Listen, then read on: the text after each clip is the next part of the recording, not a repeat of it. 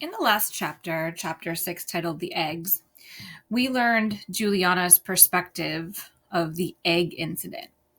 But what event was easier for Julie to handle than the incident with the eggs? Go ahead and type in the chat. What event was easier for Julie to handle than the incident with the eggs?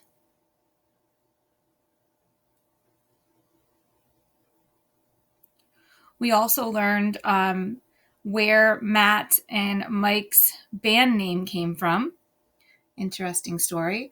So type in the chat, where does Mike and Matt's band name come from?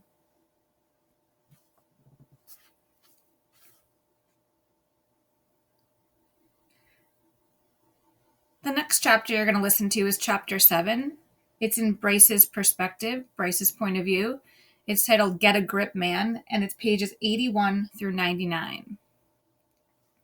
It didn't take long for me to realize that I've traded in my old problems with Julie Baker for a whole new set of problems with Julie Baker. I could feel her anger a mile away. It was actually worse having her mad at me than having her harass me. Why? Because I'd screwed up, that's why.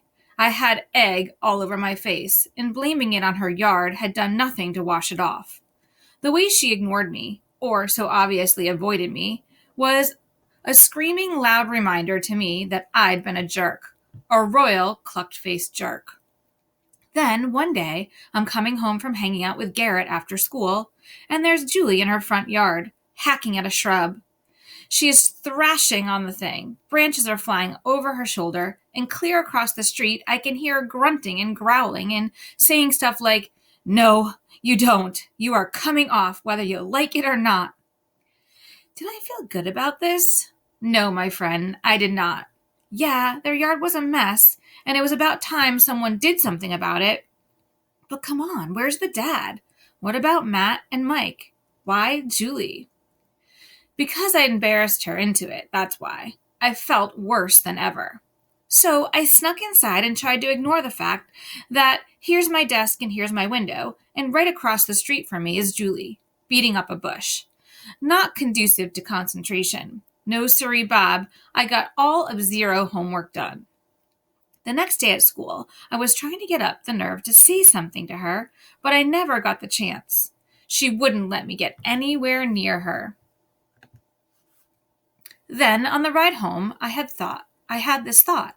It kind of freaked me out at first, but the more I played with it, the more I figured that, yeah, helping her with the yard would make up for my having been such a jerk. Assuming she didn't boss me too much, and assuming she didn't decide to get all gooey-eyed or something stupid like that. No, I'd go up and just tell her that I felt bad for being a jerk, and I wanted to make it up to her by helping her cut back some bushes. Period. End of story.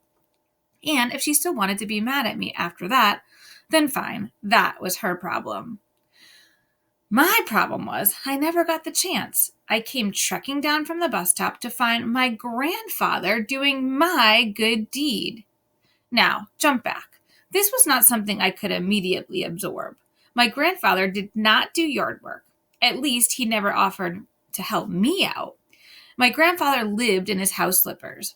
Where did he even get those work boots? And those jeans and the flannel shirt? What was up with those? I crouched behind a neighbor's hedge and watched them for 10 or 15 minutes. And man, the longer I watched, the madder I got. My grandfather had already said more to her in this little slice of time than he'd said to me the whole year and a half he'd been living with us. What was his deal with Julie Baker? So how to describe how Bryce is feeling right now? Go ahead and type in the chat. How is Bryce feeling about his grandfather helping Julie?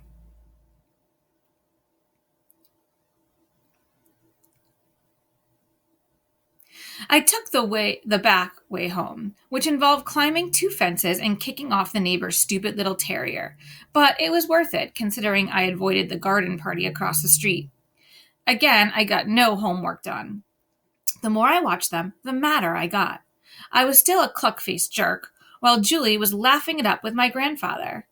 Had I ever seen him smile? Really smile? I don't think so. but now he was knee-high in nettles, laughing.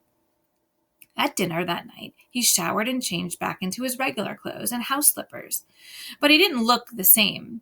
It was like someone had plugged him in and turned on the light. "Good evening," he said as he sat down with the rest of us. "Oh, Patsy, that looks delicious." "Well, Dad," my mom said with a laugh, "your excursion across the street seems to have done you a world of good." "Yeah," my father said. "Patsy tells me you've been over there all afternoon. If you were in the mood for home improvement projects, why didn't you just say so?" My father was joking around, but I don't think my grandfather took it that way. He helped himself to a cheese stuffed potato and said, "Pass the salt, won't you, Bryce?" So there was the definite tension between my father and my grandfather. But I think if Dad had dropped the subject right then, the vibe would have vanished. Dad didn't drop it, though. Instead, he said, "So why is the girl the one who's finally doing something about their place?" My grandfather salted his potato very carefully, then looked across the table at me. I thought. In a flash, I knew those stupid eggs were not behind me. 2 years of sneaking them in the trash, 2 years of avoiding discussion of Julie and her eggs and her chickens and her early morning visits, and for what? Granddad knew. I could see it in his eyes. In a matter of seconds, he'd crack open the truth, and I'd be as good as fried. Enter a miracle. My grandfather petrified me for a minute with his eyes, but then turned to my father and said, "She wants to. It's all. She wants to, is all." This is a great word, petrified. Go ahead and type in the chat a synonym of petrified. So I held down the mouse, which highlighted the word. I'm going to click define. It's going to give me a definition, which means frightened, that one is able to move, terrified. And then below that, it's going to give me a lot of synonyms or words that are the same as petrified. So terrified, terror-stricken, horror-stricken, scared out of one's wits. So anytime you're unsure of a word, you can hold it down, press define. And it gives you synonyms as well. A raging river of sweat ran down my temples. And as my father said, "Well, it's about time someone did," my grandfather looked back at me and I knew he was not going to let me forget this. We just had another conversation, only this time I was definitely not dismissed. After the dishes were cleared, I retreated to my room. But my grandfather came right in, closed the door behind me, and then sat on my bed. He did this all without making a sound. No squeaking, no clanking, no scraping, no breathing. I swear, the guy moved through my room like a ghost. And of course, I'm banging my knee and dropping my pencil and deteriorating into a pathetic pool of jello. But I tried my best to sound cool as I said, "Hello, Granddad. Come to check out the digs?" He pinched his lip together and looked at nothing but me. So what's a word that describes Bryce right now? How's Bryce feeling right now? Type in the chat. What's a word that describes Bryce?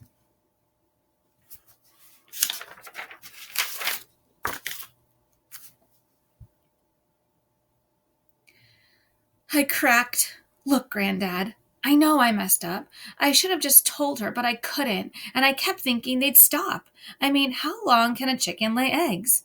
Those things hatched in the 5th grade. That was like 3 years ago. Don't they eventually run out? And what was I supposed to do? Tell her Mom was afraid of salmonella poisoning and Dad wanted me to tell her we were allergic? Come on, who's going to buy that?" So I just kept, throwing them out. I didn't know she could have sold them. I thought they were just extras. He was nodding, but very slowly. I sighed and said, "Thank you for not saying anything about it at dinner. I owe you." He pulled my curtain aside and looked across the street. "One's character is set at an early age, son. The choices you make now will affect you for the rest of your life." He was quiet for a minute, then dropped the curtain and said, "I hate to see you swim out so far, you can't swim back." All right, that's a good figure of speech. What does Bryce's grandfather mean? I hate to see you swim out so far, that you can't swim back. The choices you make now will affect you for the rest of your life. Go ahead and type in the chat. What does grandfather mean by that?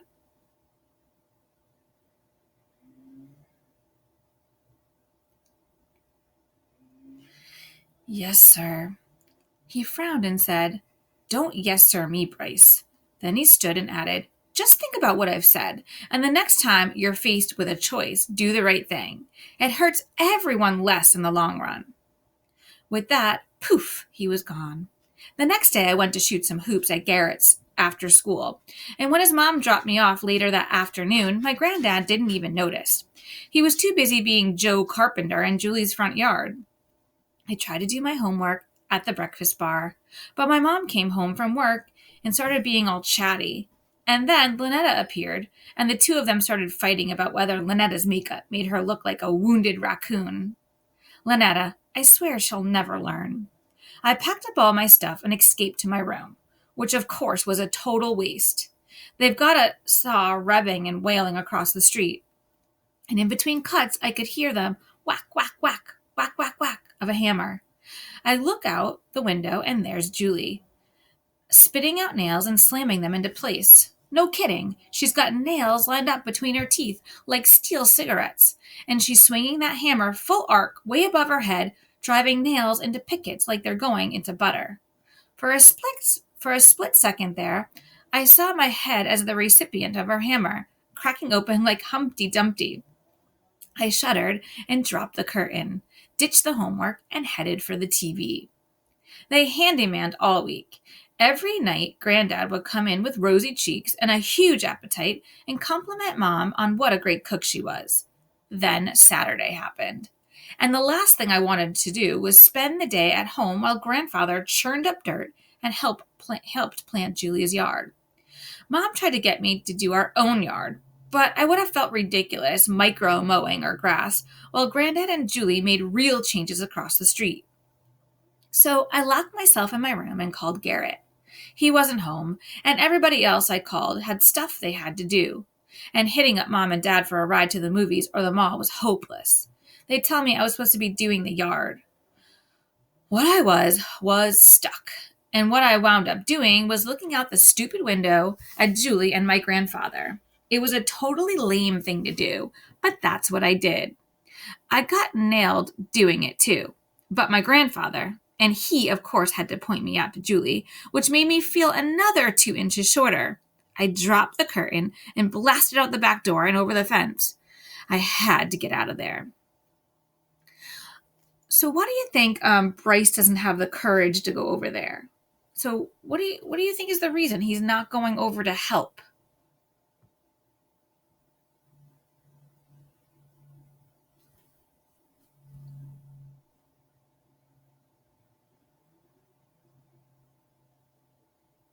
I swear I walked 10 miles that day, and I don't know who I was madder at, my grandfather, Julie, or me.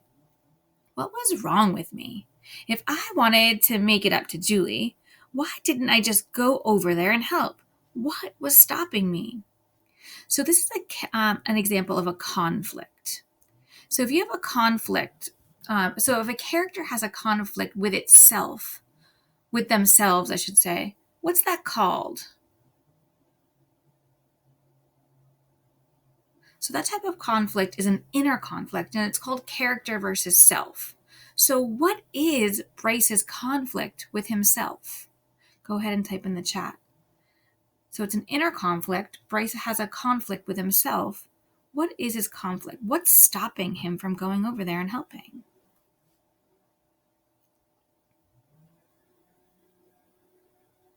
I wound up at Garrett's house, and man, I've never been so glad to see anyone in my life. Leave it to Garrett to get your mind off anything important. That dude's the master. We went out back and shot hoops, watched the tube, and talked about hitting the water slides this summer. And when I got home, there was Julie sprinkling the yard. She saw me all right, but she didn't wave or smile or anything. She just looked away. Normally what I do in that situation is maybe pretend like I hadn't seen her, or give a quick wave and charge inside. But she'd been mad at me for what seemed like ages. She hadn't said one word to me since the morning of the eggs. She completely dissed me in math a couple days before when I'd smiled at her, trying to tell her I was sorry. She didn't smile back or nod or anything. She just turned away and never looked back. I even waited for her outside the classroom to say something, anything, about her fixing up the yard and how I felt bad, but she ditched me out the other door. And after that, anytime I got anywhere near her, she'd find some way to skate around me. So there she was, watering the yard, making me feel like a jerk. And I had enough of it. I went up to her and said, "It's looking real good, Julie. Nice job." "Thanks," she said without smiling. Chet did most of it. Chet? I thought, Chet? What was she doing calling my grandfather by his first name? "Look, Julie," I said, trying to get on with why I was there. "I'm sorry for what I did."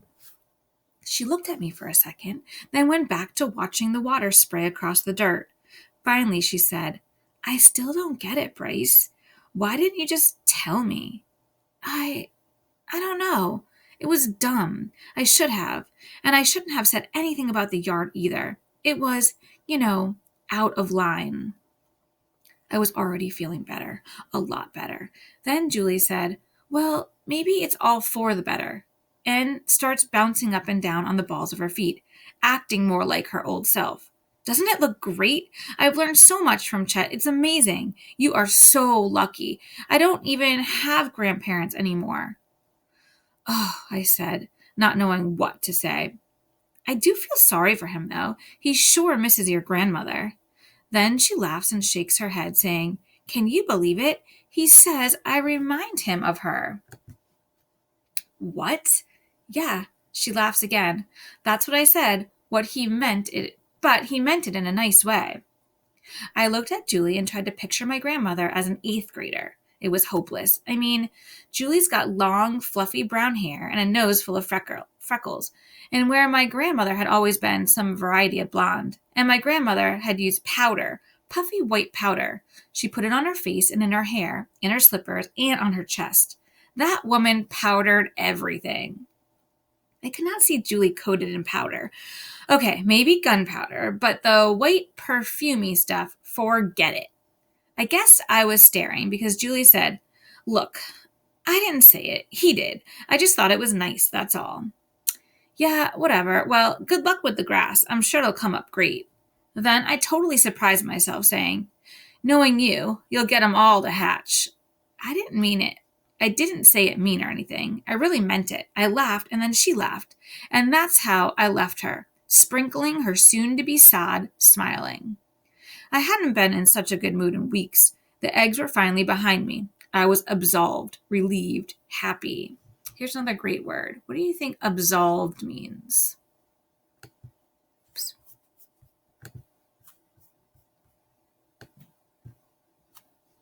Go ahead and type in the chat. What does absolved mean?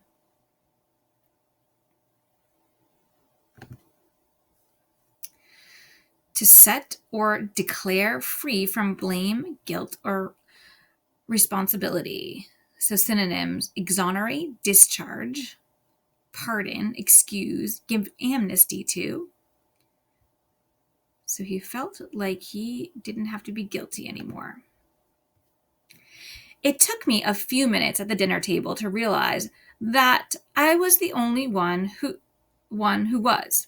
Lynetta had her usual pout, so that wasn't it. But my father's idea of saying hello was to lay into me about the lawn. "No sweat," I told him. "I'll do it tomorrow." All that gave me was a scowl. Then Mom said to my granddad, "You tired tonight, Dad?" I haven't even noticed him sitting there like stone. "Yeah," my father tosses down the table at me. "That girl working you too hard?" My grandfather straightens his fork out on his napkin and says, "That girl is named Julie, and no, she isn't working me too hard, as you so callously put it." "Callous? Me?" My dad laughs and says, "Developed quite a soft spot for that girl, haven't you?" Even Lynetta let her pout go for a minute. These were fighting words, and everyone knew it. Mom nudged Dad with her foot, but that only made things worse. No, Patsy. I want to know why your father has the energy and inclination to befriend a complete stranger when he's never done so much as toss a baseball around with his own grandson. Well, yeah, I thought, but then I remembered I owed my grandfather, owed him big time. Without thinking, I said, "Take it easy, Dad. Julie just reminds him of my grandma." Everyone clammed up and stared at me.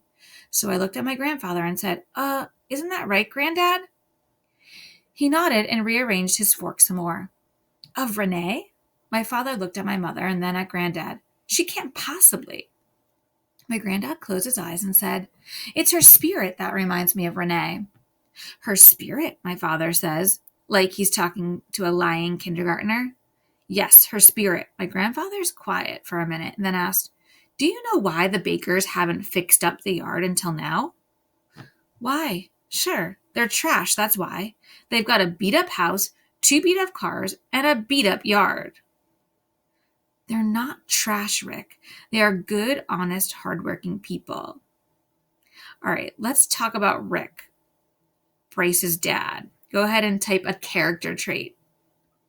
What is a character trait of Bryce's dad?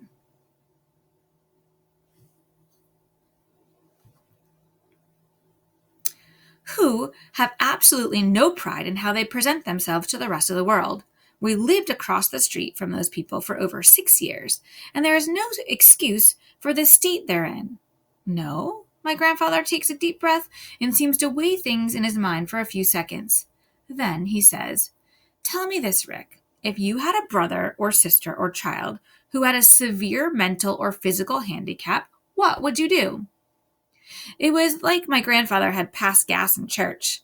My father's face pinched, his head shook, and finally he said, "Chet, what does that have anything to do with anything?"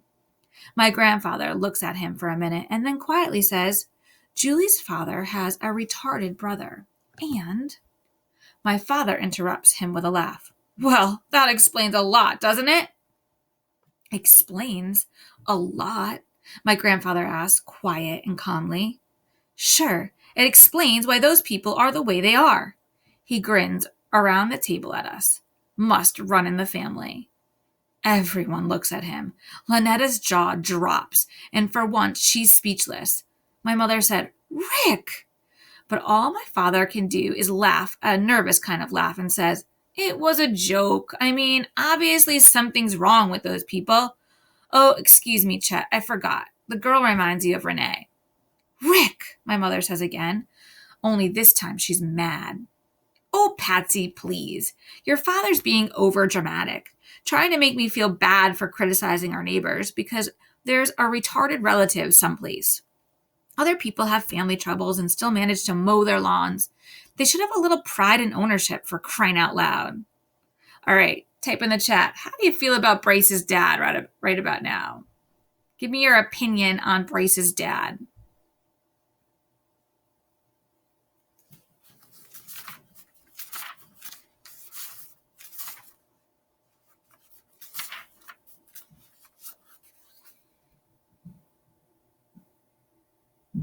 My grandfather's cheeks are seriously flushed, but his voice is rock steady as he says, "They don't own that house, Rick.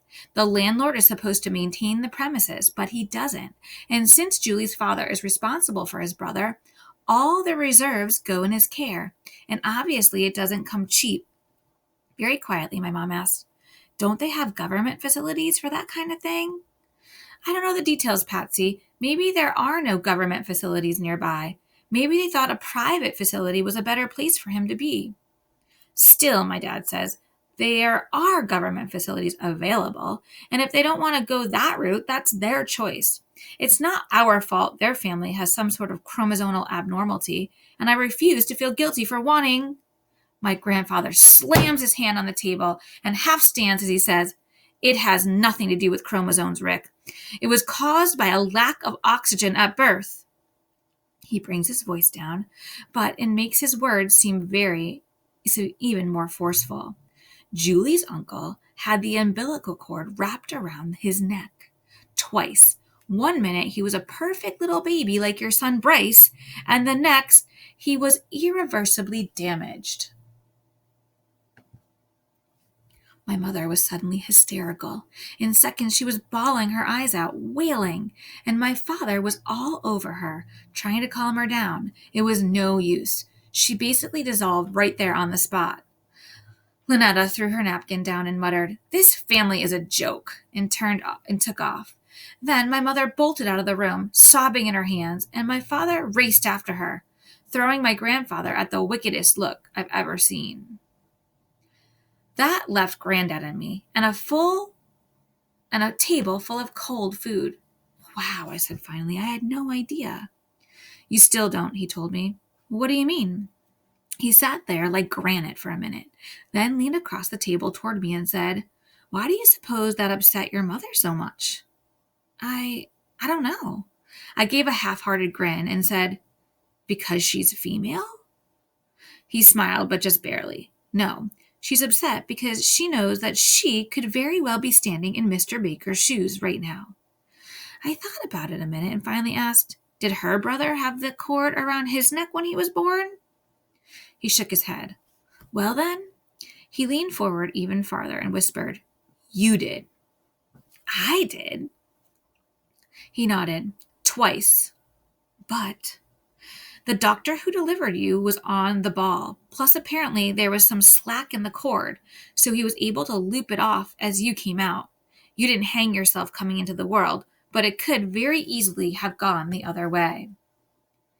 If I had been told years or even weeks ago that I'd come down the chute, noosed and ready to hang, I've had made some kind of joke about it, or more likely I'd said, "Yeah, that's nice. Now, can you spare me the discussion?" But after everything that had happened, I was really freaking out, and I couldn't escape the questions, tidal waving my brain. Where would I be if things had been different? What would they have done with me? From the way my dad was talking, he wouldn't have much use for me, that's for sure. He'd have stuck me in a nut house somewhere, anywhere, and forgotten about me. But then I thought, no, I'm his kid. He wouldn't do that, would he? I looked around at everything we had, the big house, the white carpet, the antiques and artwork, and stuff that was everywhere. Would they have given up all the stuff to make my life more pleasant? Go ahead and type in the chat. What do you think the answer to Bryce's question he's contemplating is? Do you think they would have given up all that for if Bryce had a disability to put him in a private place? Do you think that Bryce's family would have done the same thing?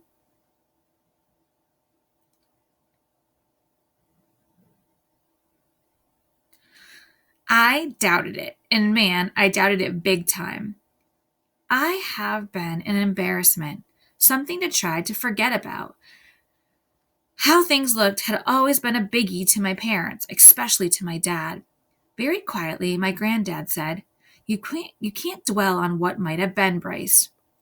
Then, like he could read my mind, he added, "And it's not fair to condemn him for something he hasn't done." I nodded and tried to get a grip, but I wasn't doing a very good job of it. Then he said, "By the way, I appreciated your comment before." "What?" I asked, but my throat was feeling all pinched and swollen. "About your grandmother. How did you know that?" I shook my head and said, "Julie told me." "Oh, you spoke with her then?" "Yeah, actually, I apologized to her." "Well?" And I was feeling a lot better after everything, but now, God, I feel like such a jerk again. "Don't. You apologize, and that's what matters." He stood up and said, "Say, I'm in the mood for a walk. Want to join me?" Go for a walk? What I wanted to do was go to my room, lock the door, and be left alone. "I find it really helps to clear the mind," he said. And that's when I realized that this wasn't just a walk. This was an invitation to do something together. I stood up and said, "Yeah, let's get out of here." For a guy who'd only basically ever said, "Pass the salt to me," my granddad turned out to be a real talker. We walked our neighborhood and the next neighborhood and the next neighborhood. And not only did I find out that granddad knows a lot of stuff, I found out that the guy is funny in a subtle kind of way, dry way. It's the stuff he says plus the way he says it. It's really, I don't know, cool. So here we have a little turning point in our story. So go ahead and type in the chat. What's the turning point right now?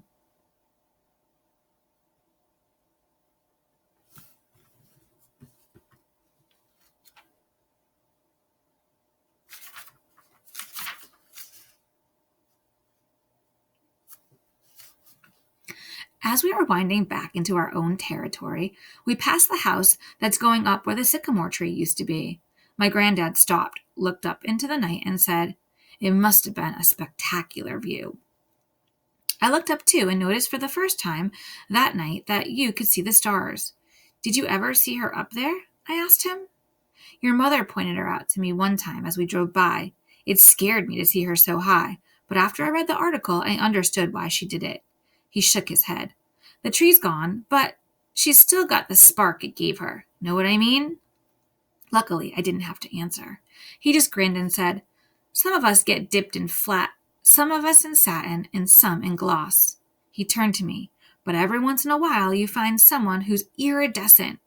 And when you do, nothing will ever compare."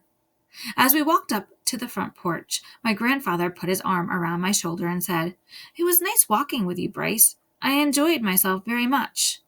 "Me too," I told him, and we went inside. Right away, he knew we stepped into a war zone. And even though no one was yelling or crying, from the look on my parents' faces, I could tell there'd been some major meltdown while my granddad and I were out. Granddad whispered to me, "I've got another fence to mend, I'm afraid," and headed into the dining room to talk to my parents. I wanted nothing to do with that vibe. I went straight to my room, closed the door, and flopped through the darkness onto my bed. I lay there a while and let the dinner disaster play through my mind. And when I totally burned a fuse thinking about it, I sat up and looked out the window. There was a light on somewhere inside the baker's house, and the streetlights were glowing. But the night still seemed really dense, like it was darker than usual, and I don't know, heavy. I leaned closer to the window and looked up in the sky, but I couldn't see the stars anymore. I wonder if Julie had ever been in the sycamore at night, among the stars. I shook my head. Flat, glossy, iridescent. What was up with that? Julie Baker had always seemed just plain dusty to me. I snapped on my desk lamp and dug the newspaper with the article about Julie out of the drawer where I tossed it. Just like I thought. They made it sound like Julie was trying to save Mount Rushmore or something. They called her a strong voice in an urban wilderness, and a radiant beacon shedding light on the need to curtail continued overdevelopment of our once quaint and tranquil community. Spare me, I mean. What's wrong with letting a guy cut down a tree on his own property so he can build a house? His lot, his tree, his decision, end of story. The piece in the paper was "Gag Me Gush." Except for the places where they quoted Julie. Maybe it was just in contrast to the reporter's slant or something, but Julie's parts didn't come off, "Oh, woe is me," like I was expecting. They were, I don't know, deep. Sitting in that tree was seriously philosophical to her. And the odd thing is, it all made sense to me. She talked about what it felt like to be up in that tree and how it, transcended dimensional space. To be held above the earth and brushed by the wind, she said. It's like your heart has been kissed by beauty. Who in junior high do you know that would put together a sentence like that? None of my friends, that's for sure. There was other stuff too, like how something can be so much more than the parts it took me to make it, and why people needed things around them that lift them up above their lives and make them feel the miracle of living. I wound up reading and rereading her parts, wondering when in the world she started thinking like that. I mean, no kidding, Julie Baker's smart, but this was something way beyond straight A's. A month ago, if I read this article, I would have chucked it in the trash as complete garbage. But for some reason, it made sense. It made sense to me now. A lot of sense. A month ago, I also wouldn't have paid any attention to the picture of Julie, but now I found myself staring at it. Not the one of the whole scene. That was more emergency rescue equipment than Julie. The other one at the bottom half of the page. She must have used a killer telephoto lens because you can tell that she's in the tree, but it's mostly from the shoulders up. She's looking off in the distance, and the wind is blowing her hair back, like she's at the helm of a ship or something, sailing into the sun. I'd spent so many years avoiding Julie Baker that I never really looked at her. And now, all of a sudden, I couldn't stop. This weird feeling started taking over the pit of my stomach, and I didn't like it, not one bit. To tell you the truth, it scared the shock out of me. I buried the paper under my pillow and tried to remind myself of what a pain Julie Baker was. But my mind started to wander again, and pretty soon I had that stupid paper from under my pillow. This was insane. What was I doing? I made myself shut out the light and go to bed. I was slipping, man, and it was definitely time to get a grip. So for our final type in the chat, what is Bryce feeling? How is Bryce feeling about Julie right now?